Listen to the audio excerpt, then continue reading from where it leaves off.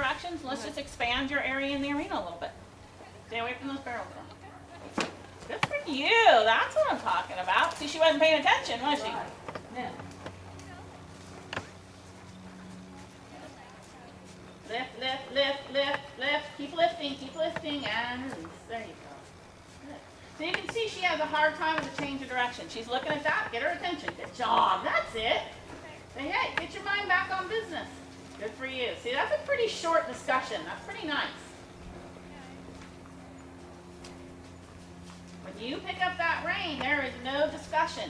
She needs to listen to it, be soft to it, and follow it. Gorgeous. Absolutely beautiful.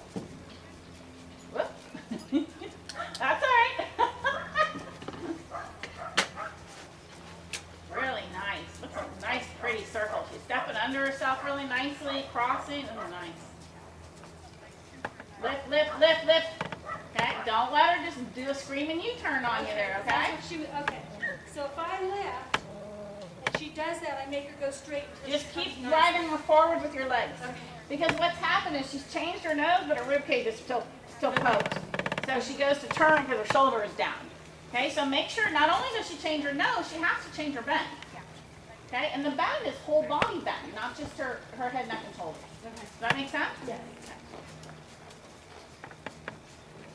Lift, sit back, get your shoulders back. So stay much more. She will slow down, and you will stay more balanced. Okay.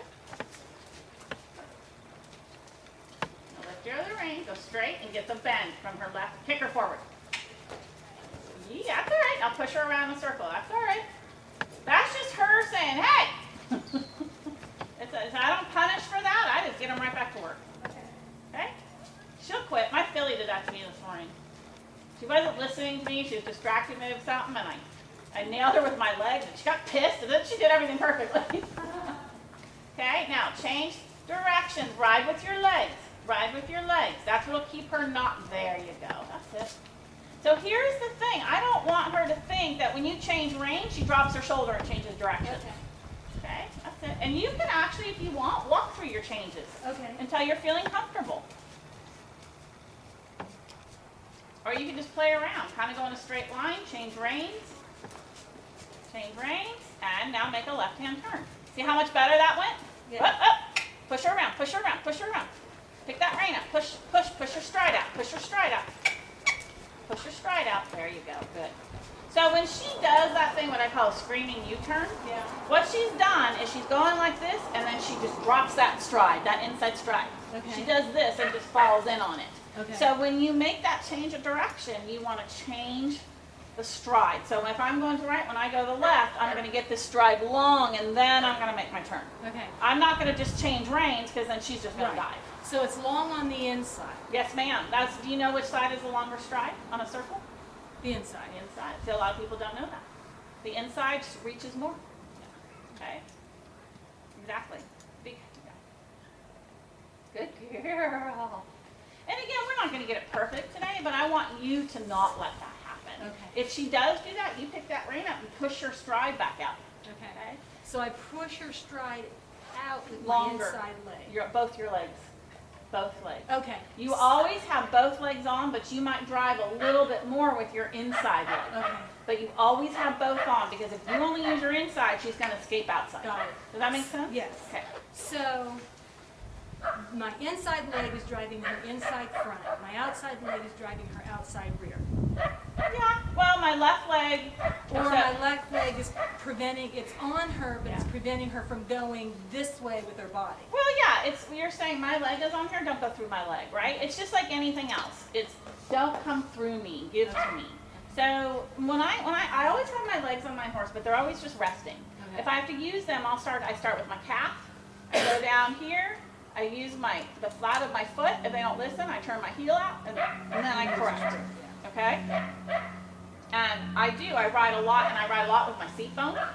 So when I ride in a circle, my outside seat bone is on, my rib cage is bent. We talked about this last time. Okay? And my shoulder is up. I'll tell you, it's not very expensive, but there is a DVD that I'd like you to get. Okay. It's by Aton. I think it's like $27. It's called Poetry in Motion 2. Okay, and it talks all about how the rider influences the horse, and it talks about the aids. your legs, your seat, your hands. So much of what I'm telling you. That's why I like Aton for finishing work, because we're kind of on the same page, okay? Right. I get what he's talking about. And it'll really help you understand the change in seat bone. And what's the strongest part of your body? Your core. Your core, right? So my legs attached to my core are strong. My arms attached to my core are strong. It's when my hands and legs leave my core that I get in trouble. And how right? do you attach them to you? You keep your core strong, and everywhere your hands go, your cores come. So this would be detaching my hands from my core, Okay. right? Okay. They all come together. Okay. If I'm going to bring my horse, I don't just put my leg on. I bring my core, my hip, my leg, Got it. Okay. right? I connect it all. The same way I want her to be connected, Okay. okay? Does that make sense? Yes. And there's so much about how our bodies influence our horses. And it's so true. I think, like, I got on your horse. You didn't know that much. You never met me. But I set my body in such a way that she started to follow me. And that's why it's so important that it starts with us, Right. right?